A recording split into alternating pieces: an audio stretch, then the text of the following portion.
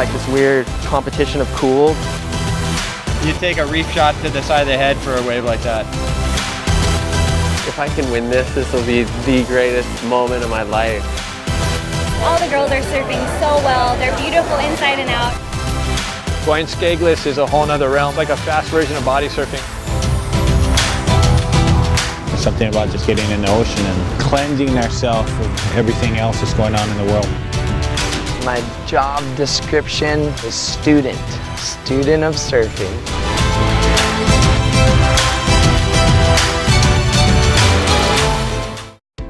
Aloha, and welcome to Board Stories. I'm your host, Chris Atronic, with a fresh new look, and this is a fresh new show. From Groms having fun in the sun, to massive murals, to interesting new board designs, we've got an epic lineup for you. This time we post up at the always exciting T&C Grom Contest at Queens Beach in Waikiki, where the kids went off both in the water and on the beach. We check out Arakawa and his beloved new EXO project, bringing new tech and ideas to surfboard construction. World-renowned artist Wyland talks about his love of whales and inspiration for whaling walls across the planet. And of course, our tube and spill of the week. So sit back because we're about to get going. And first up, it's our tube of the week.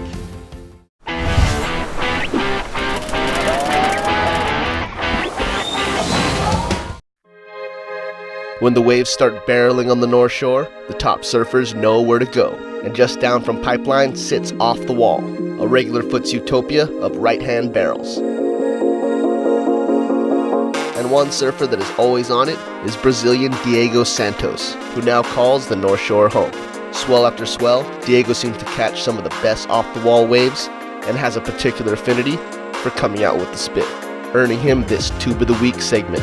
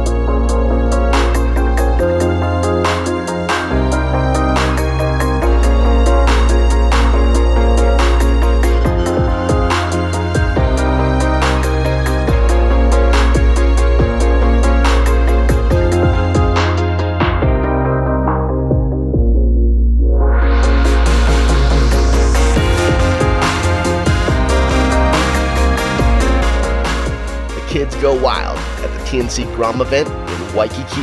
Coming up next on Board Stories.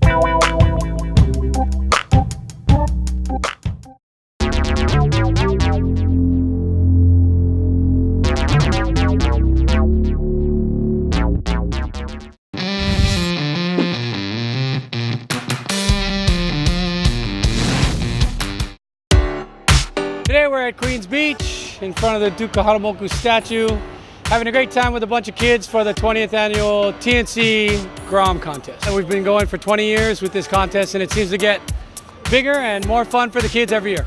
We're all about getting a lot of kids in the water and having a good time and hopefully stoking them out to where they want to go to the next step. Waikiki Beach, the concrete jungle. Waves is perfect. Like this morning, like solid 4 feet. just making kids happy, putting smiles on their face and enjoying the ocean. We've been blessed with waves today. Can't ask for more. I mean, surfing queens for the kids, double overhead, some of them. Epic. It's always about trying to give back, and this whole wealth of new surfers, up and coming surfers, they all want to enter this. Parents want to bring their kids for their first experience in a contest. They're super stoked. That's why we do it. That's like the greatest thing. You see a little kid, you see the smile, holding on, gets up on his knees, holds onto the rail, is kind of kneeling down, and then as he goes on the wave, slowly but surely, by the end, he'll be standing up. So that's the greatest part, by seeing the smiles on these guys' face, all these kids. This year is the last year for my young daughter. She's 6, so we did the Kokua division, and we were psyched. We surf out of Baby Queens all the time, so we were ready and trying to backdoor the peak and just having a good time. It's just the good family vibes. Everybody comes down here with the whole crew, pops up a tent, hangs out all day and surfs. And like my older daughter, she's not even in it, but she's just as excited. So it's kind of a good time just for everybody. The kids are super psyched. The parents are like twice as psyched as the kids. Just everybody's running around and the prizes are sick. So I think everybody's having a good time for sure. Oh, Queens has got a great wave. It's good in both directions. It's not too shallow, it's not too deep. Catches a nice swell, especially from the southwest. Now that my nieces are in this competition, I'm just tripping. These little girls are ripping it up out there.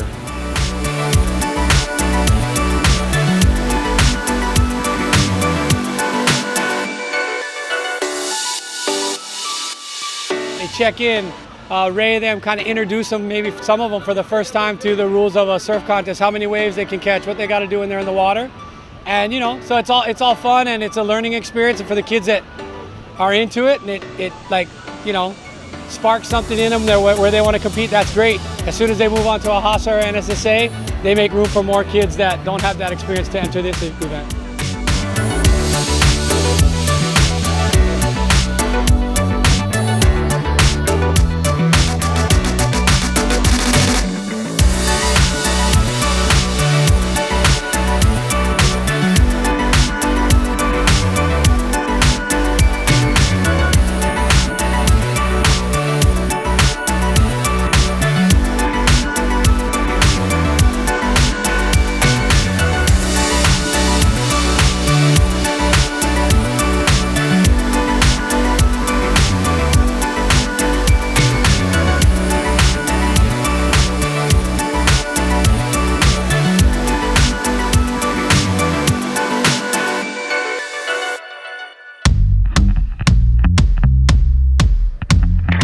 We're really fortunate to have awesome support from other industry sponsors, and so there's just endless swag for the kids. Like we just gave away 2 GoPros just in the Kokua division. So you got like 3 to 5 year olds winning GoPros, bodyboards, beater boards. I think it really goes to what TNC is all about, and what kind of drives our ownership. We have different slogans like "Stay stoked" and "Live like this." These kind of things that that they're words, but there's something behind it.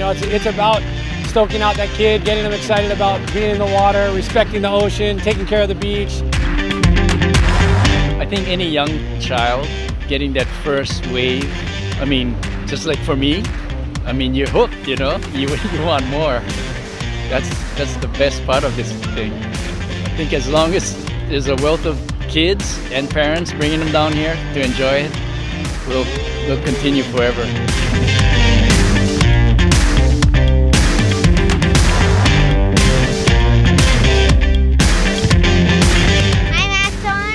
I'm Dakota. You're watching Board Stories, and I'm out. Bye-bye! When we return, shaper Eric Arakawa breaks down his newest surfboard design with the EXO project. Board Stories will be right back.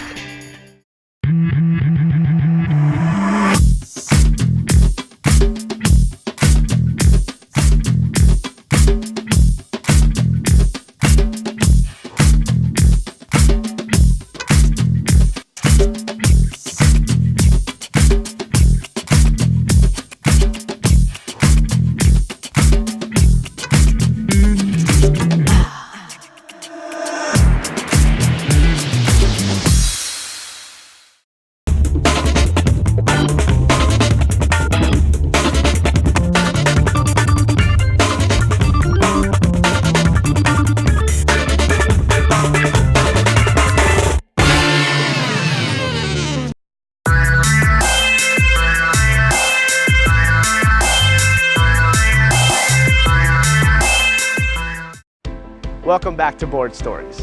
Eric Arakawa has made a name for himself as a premier shaper in Hawaii and around the world. He's constantly striving to create new and improved designs, whether it be through construction, materials, or outline. We recently met up with him to find out more about his latest endeavor, the XO project.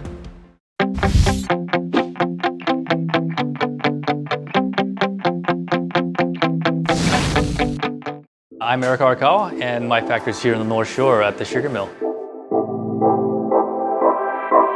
The biggest thing that we're working on is a project that has been evolving through our factory over the last 8 years or so. Project that we called the X Project. It was dubbed the X Project because we didn't have a name for it. We call it the XO. XO, hugs and kisses, it's embrace, it's warm and fuzzy, but really it gets us excited.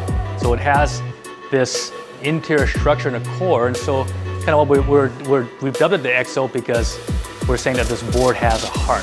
It's this pulsing energy from the inside that that we tap into. So it's got to be performance oriented. We have to have control of the quality. What we're doing is we're developing everything in-house from start to finish. Everything gets done under this roof. What we're trying to do is we're trying to maximize performance advantages we gain through the engineering. In surfing, you're harnessing energy, you're creating energy, you're using energy from your body.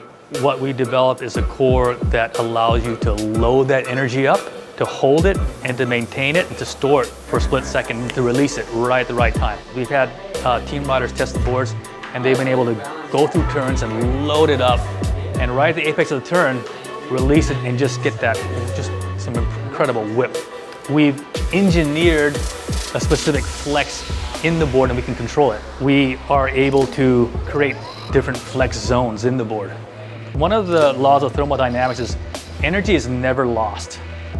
It dissipates. We're trying to minimize the dissipation of energy, but trying to use as much of it and maintain control through the turn and get the results we want. So what we want is speed, we want reactivity, and we want control. Hear that? It's musical. We feel like we've got a product that is as good as anything out there right now.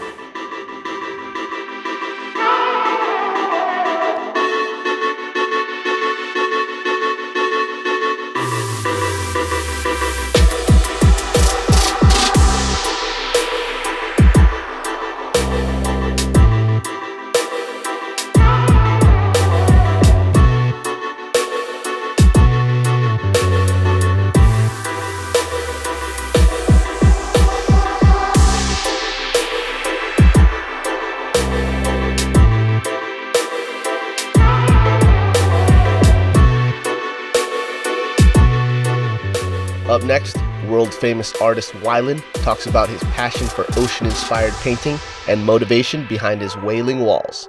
Keep it right here on Board Stories.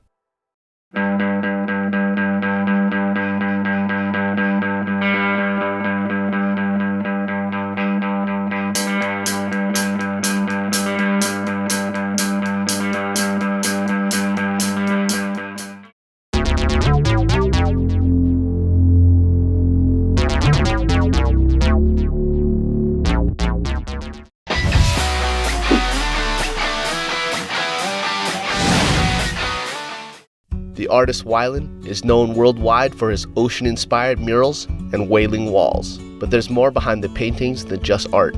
Drawing on his passion and motivation for marine conservation, Wyland hopes to make a difference and inspire others above all else. I'm a water sign. I'm an ocean person, but I grew up, in Detroit, far away from the ocean. The ocean was the Great Lakes for me. Lake Michigan, you could actually body surf there.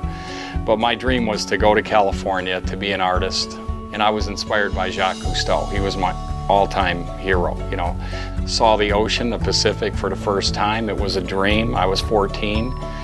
Dove underneath, a wave came up, and a California gray whale spouted right in front of me, a mother and baby. It just made such an enormous impact on my life, that it continues to inspire me today. So that whale was a sign that maybe the whale was going to be a focal point of my art. But I was very frustrated trying to paint a life-size whale that I had seen. I needed larger canvases, so I started looking at the sides of buildings, because I felt if I could paint a whale life size, I could learn more about them.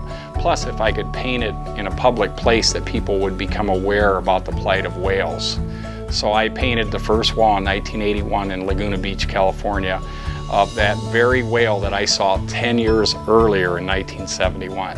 The whaling walls, life-size portraits of all the great whale species, really evolved out of the simple challenge of wanting to paint this whale in its true size. As all good ideas happen, it just happened very organically. So after I painted the first one, I saw the enormous impact it had on the community. The schools were bussing in kids all over Orange County and Southern California to stand next to a life-size whale. Because really, how many people are going to experience that?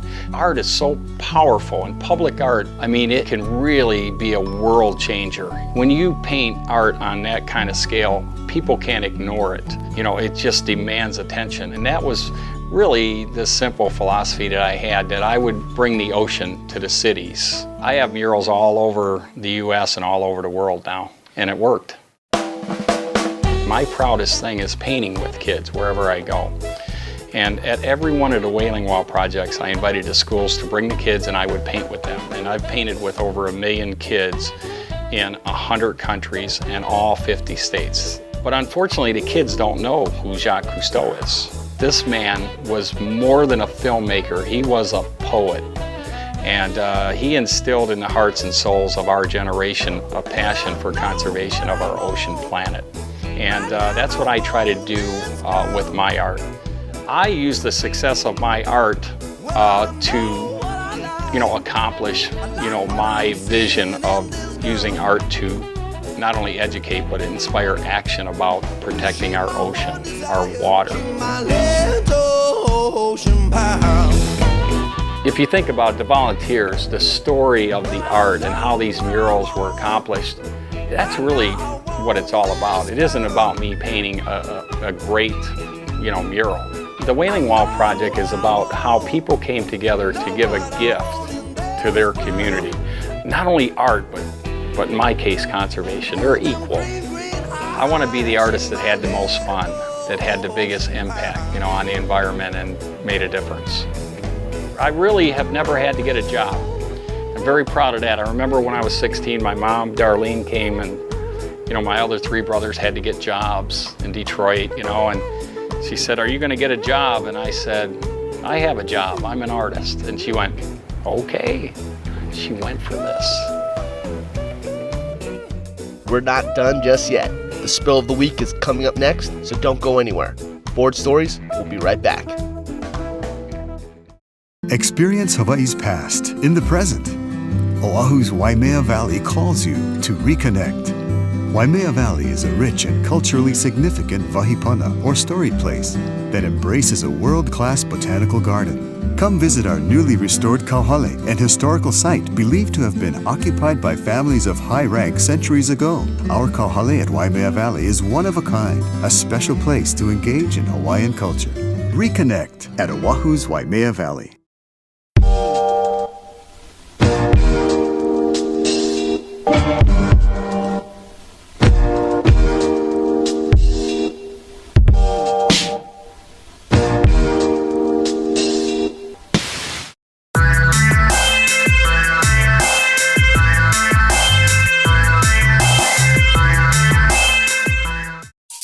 Promotional support for Board Stories is provided by Waimea Valley, where Hawaii comes alive.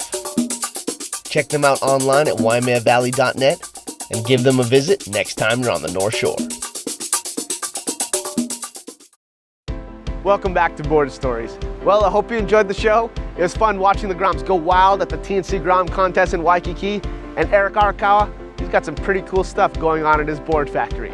Thanks to Wyland for always inspiring and bringing awareness to the masses with his art. Well, it was fun hanging out, but it's hot and I gotta hit the water. But before I go, I leave you with our Spill of the Week.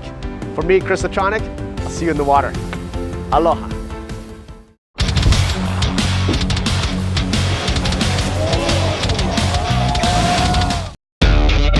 On this Spill of the Week, North Shore Junior Baron Mamiya hits a small fun day at backdoor, going for airs on some punchy sections.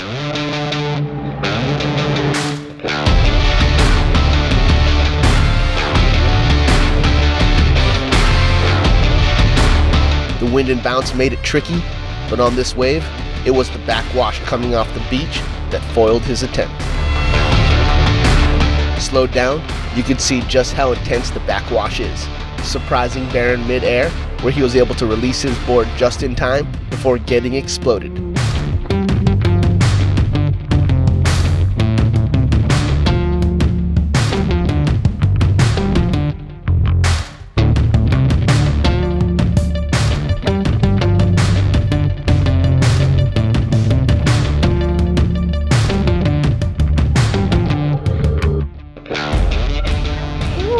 Town and country.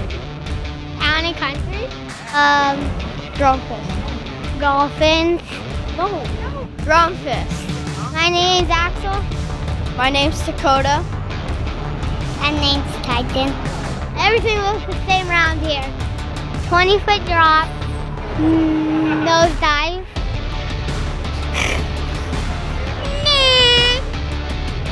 Not really. Not at all. Mommy, no! Come on, Mom! I'm doing everything. Do it! Coda, do you know how to get barrel? Do you? Kind of. Okay, kind of. What size is your board? A 4'6". Wow. Why do you like it about surfing? Why? Because it's fun. Okay. I'm Axel. I'm Dakota. You're watching Board Stories. Ow, bye.